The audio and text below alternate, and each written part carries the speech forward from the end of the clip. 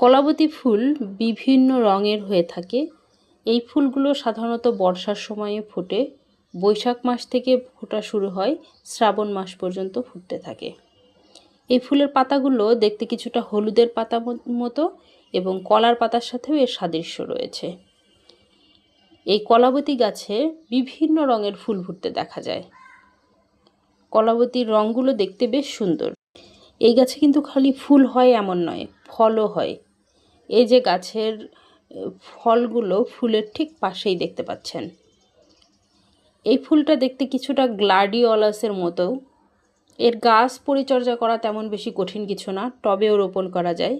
চাইলে আপনারা এই কলাবতী ফুলকে বাড়িতে রোপণ করতে পারেন, ছাদে কিংবা ছোট কোনো জায়গায়।